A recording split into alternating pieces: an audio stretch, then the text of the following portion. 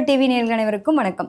தமிழ் புத்தாண்டு ரொம்ப எல்லாருமே வரவேற்கக்கூடிய ஒரு முக்கியமான நாள். நம்ம தமிழர்களா பிறந்திருக்கோம் அப்படின்றப்போ, நமக்கு ரொம்ப முக்கியத்துவமான ஒரு விஷயம் எதுனா, இந்த தமிழ் திருநாள் அப்படின்றது மாரி ரொம்ப ரொம்ப முக்கியத்துவம் வாய்ந்த இது என்னன்னா, அந்த சித்திரை மாதம். பார்த்தீங்கன்னா, கரெக்ட்டா சூரியன் வந்து உச்சத்தில வரக்கூடிய நாள தான் நம்ம சித்திரை 1 அப்படின்னு சொல்லுவோம் இல்லையா? அப்படியே கரெக்ட்டா அந்த 180 டிகிரியில வரக்கூடிய சூரிய கதிர்கள் எங்க விழும் அப்படின்னா, மேஷத்தில விழும். ஸோ இத தான் வந்து முக்கியமான ஒரு பலனா பார்க்குறோம். இந்த வரக்கூடிய நாள தான் நம்ம முக்கிய திருவிழாவும் கொண்டாடக்கூடிய ஒரு நாளாவும் இருக்கு. இதில பார்த்தீங்கன்னா, இந்த வருடத்தில மட்டும் 2026ஆம் ஆண்டுல ஏகப்பட்ட கிரக பயிற்சிகள்னு சொல்ல முடியாது. ஏகப்பட்டதுன்னா என்னங்க, வருடக்கோள்களினுடைய மாற்றங்கள் அப்படிங்கிறத பார்க்கும்போது, குரு வந்து பார்த்தீங்க அப்படின்னா, வரக்கூடிய ஜூன் மாதத்தில மீனத்திலேருந்து கடகத்துக்கு போறாரு. அதே மாரி இப்போ ஆல்ரெடி நமக்கு பயிற்சி ஆயிட்டாரு நம்ம சனி பகவான். ராகு கேதுக்கள் எடுத்துட்டோம் அப்படின்னா, சிம்மத்திலிருந்து அடுத்து கடகத்துக்கு எப்போ போறாங்க அப்படின்னா, இந்த வருட கடைசியில போறாங்க. நவம்பர், டிசம்பர் அந்த டைம் பீரியட்ல வரதுக்கான வாய்ப்புகள், வருட கடைசியில நடக்கிறதுக்கான வாய்ப்புகள் உண்டு. அதே மாரி கும்பத்தில இருக்கக்கூடிய ராகு பகவான் இறங்கி இப்ப நமக்கு மகரத்துக்கு அடுத்து வரப்போறார். ஸோ இதெல்லாம் முக்கியமான பயிற்சிகளா நம்ம பார்க்குறோம். இந்த பயிற்சிகள் இத தாண்டி மாதக்கோள்கள்னு சொல்லக்கூடிய சூரியனுடைய மாற்றம். ஒவ்வொரு மாதமும் பார்த்தீங்கன்னா, சித்திரை மாதத்தில எங்க இருப்பாரு? நமக்கு மேஷத்தில இருப்பாரு. வைகாசி அப்படின்னு எடுத்துட்டோம்னாக்கா, நமக்கு அப்படி அப்படியே ஒரு மாற்றங்கள். ரிஷபத்துக்கு போகக்கூடியது. இப்படி ஒவ்வொரு மாதத்திலும் மாறக்கூடிய கிரகங்களா மத்த பயிற்சிகள் எல்லாமே பார்க்கக்கூடிய ஒரு தன்மை உண்டு. ஸோ இதில பார்த்தீங்கன்னா, சிறுகோள்களா இருக்கக்கூடிய செவ்வாயா இருக்கட்டும், புதனா இருக்கட்டும், அதேமாரி சுக்கிர பகவானா இருக்கட்டும், இதெல்லாம் மாற்றங்கள பொறுத்து தான் நம்ம வந்து மாத பலன்கள் அப்படிங்கிறத எடுக்கிறோம். ஸோ இந்த வருடத்தில முக்கியமான விஷயங்கள், பராபர ஆண்டு அப்படின்னு சொல்லக்கூடிய விஷயம் ரொம்ப சூப்பரா இருக்க போது. எல்லா ராசிக்காரங்களுக்கும் ஒவ்வொரு விதமான மாற்றங்கள். கடக ராசிக்காரங்க உங்களுக்கு வந்து இந்த பராபர ஆண்டு என்ன மாரியான ஒரு பலாபலன்கள் குடுக்க போதுங்க? பொதுவாவே வந்து பார்த்தோம் அப்டின்னா, உங்களுடைய 12ஆம் இடத்துல இருந்த குரு வந்து உங்களோட ராசிக்கு வராரு. ரொம்ப பெரிய சுபத்துவம். இருக்கிறதுலே வந்து உச்சத்துக்கு குரு வர்றதுக்கு 12 வருஷத்துக்கு ஒரு முறை தான் வர முடியும். அதுவும் உச்சம் பெறக்கூடிய ஒரே வீடு என்னது பார்த்தீங்க அப்டின்னா, உங்களோட ராசி வீடு தான். கிட்டத்தட்ட பார்த்தீங்கன்னா, காலச்சக்கரத்துக்கு 4ஆம் பாவம் கடகம். கடகத்துல சந்திரனுடைய வீடு. பொதுவாவே வந்து ஒரு இரக்க குணம், அன்பு அப்டின்னாலே இவங்களுக்கு நிகர் வேற யாருமே இருக்க முடியாதுன்னு சொல்லுவோம். பொதுவா தாய் அப்டின்றத யார குறிப்போம்? அம்மா என்ன பண்ணுவாங்க? அம்மா எல்லாருக்காகவும் எல்லாத்தையும் குடுத்துட்டு அட்ஜஸ்ட் பண்ணுவாங்க. ஒரு வீட்ல 2 குழந்தை இருந்தா கூட, இந்த குழந்தை ஒரு மாரி, அந்த குழந்தை ஒரு மாரி பார்க்க மாட்டாங்க. இந்த குழந்தைக்கு என்னவோ, அந்த குழந்தைக்கு தகுந்த மாரி. 2 பேருக்குமே என்ன வேணுமோ ஒரு பாரபட்சம் பார்க்காம பழகக்கூடிய ஒரு அம்மாவா தான் இருப்பாங்க இல்லையா? அந்த மாரி அம்மான்ற ஒரு ஸ்தானத்த குறிக்கக்கூடிய ஒரே வீடு. 2 ஆதிபத்தியம் இல்லாத வீடு எதுன்னா, நம்ம கடகராசிக்காரங்க தான். அப்ப கடகராசி அந்த அளவுக்கு ஒரு அம்மாவுக்கு நிகரா யாரையாவது சொல்ல முடியுமான்னா பார்த்துக்கோங்களேன். அப்ப நீங்க எப்படி இருப்பீங்க? இயல்பாவே வந்து ரொம்ப தனித்துவமான பெர்சனா இருக்கக்கூடிய நிலை, இரக்க குணம் ஜாஸ்தி, எல்லாத்துக்கும் நோ சொல்ல தெரியாது. சரிங்க, சரிங்கன்ற மாரி அட்ஜஸ்ட்மென்ட்டு இவ்ளோ தூரம் இருக்கக்கூடிய நபர்களுக்கு தான் எங்களுக்குடா வந்துச்சு, என்னடா இது சோதனை அப்படின்ற மாரி நெறைய படாத பாடு பட்டுருப்பாங்க. எது எடுத்தாலும் முயற்சி எடுக்கிறது, ஒரு மனக்குழப்பம் இல்லாம ஒரு அடிக்கடி மாற்றம்.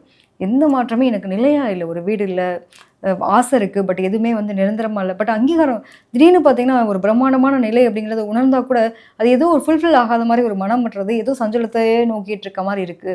இன்னொன்னு பார்த்தீங்கன்னா, எப்பயுமே இருக்கிற விஷயத்த நமக்கு பெருசா தெரியாது. இல்லாத விஷயம் ரொம்ப பெருசா தெரியும்.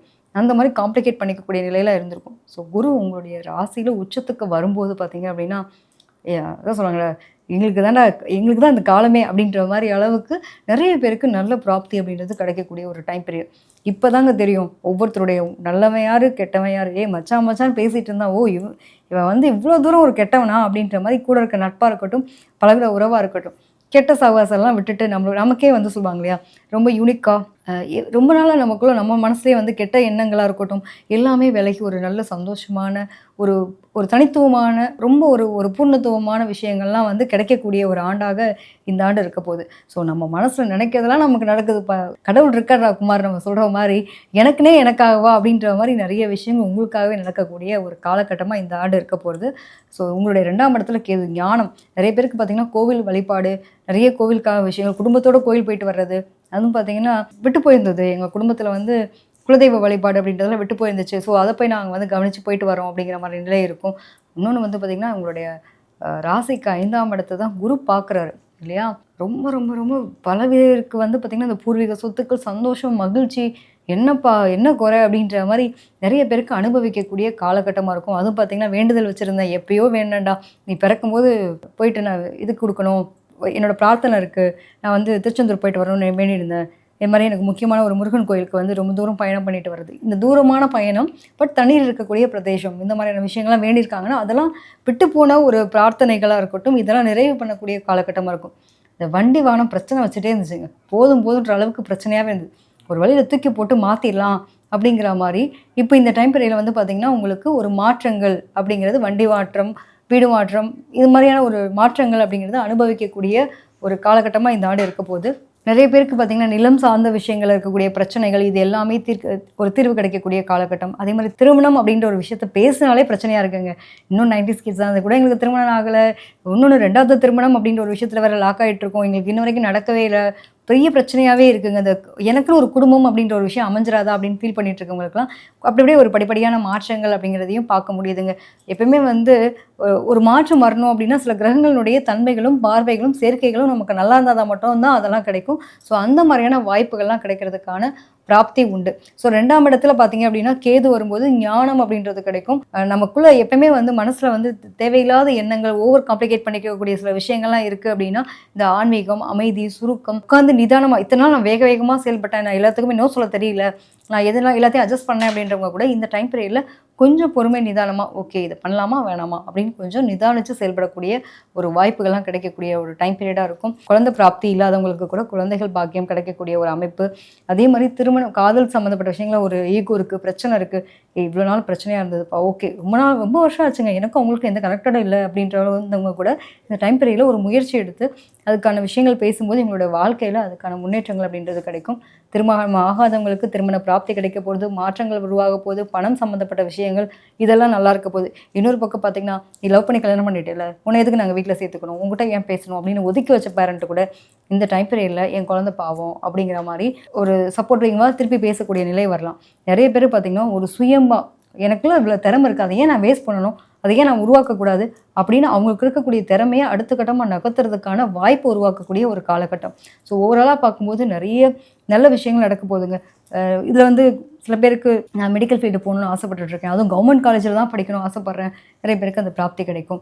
அதே மாதிரி பூர்வீக சொத்துக்கள் பேசும்போது பார்த்திங்கன்னா ஒரு சின்ன பிரச்சனை வரதாங்க செய்யும். பிரச்சனை வந்து தான் அதுக்கப்புறம் நமக்கான சொல்யூஷன் கிடைக்கும். ஸோ பணம், பொருளாதாரம் சம்மந்தப்பட்ட விஷயங்களில் ஒரு நல்ல மேம்படக்கூடிய நிலை எல்லாமே இருக்குது. ஸோ கொஞ்சம் என்னென்னா பொறுமை நிதானத்தை கடைபிடிக்கிறது, அவசரப்பட்டு வார்த்தைகளை மட்டும் விடாமல் அன்பாக இருப்பீங்கன்னு சொல்லியிருக்கேன். பட் அதே சமயத்தில் 2ஆம் இடத்துல கேது இருக்கும்போது நம்ம என்ன பேசுகிறோம் அப்படின்றது நமக்கே தெரியாது. தேவையில்லாத வார்த்தைகள் அள்ளி வீசிடாமல் அதில் மட்டும் நீங்கள் கொஞ்சம் கவனமாக இருந்தால் போதுமானது. ஹெல்த் கான்சியஸ் அப்படின்றதுல வந்து அதாவது பொதுவாகவே உங்களுக்கு மனம் சார்ந்த பிரச்சனை, மனம் நல்லா இல்லைன்னா என்ன பண்ண முடியாதுங்க, உடல் நல்லா இருக்காது.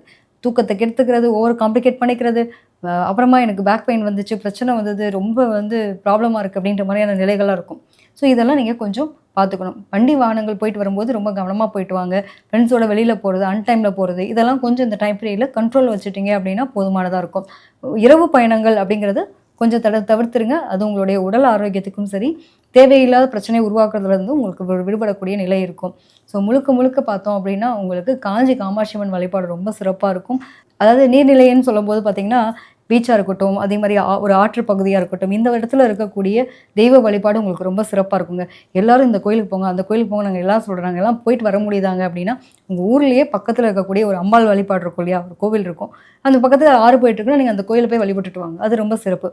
எப்பயாவது இந்த வருஷத்தில் ஒரு நாளாவது எனக்கு டைம் இருக்குங்க, நான் போயிட்டு வந்துடணும்னு நினைக்கிறேன், என்னால் முடியும் அப்படின்றப்போ நீங்கள் திருச்செந்தூர் போயிட்டு வர்றது உங்களுடைய வாழ்க்கையில் நல்ல மாற்றங்களை கொடுக்கும். எப்பயுமே நமக்கான விஷயங்கள் எது இல்லையோ அதை தான் நம்ம தேடுவோம். ஸோ உடல் ஆரோக்கியம், வண்டி வாகன போக்குவரத்து, நட்பு வட்டாரம், இதெல்லாம் ரொம்ப முக்கியத்துவமான விஷயமா நீங்கள் பார்ப்பீங்க.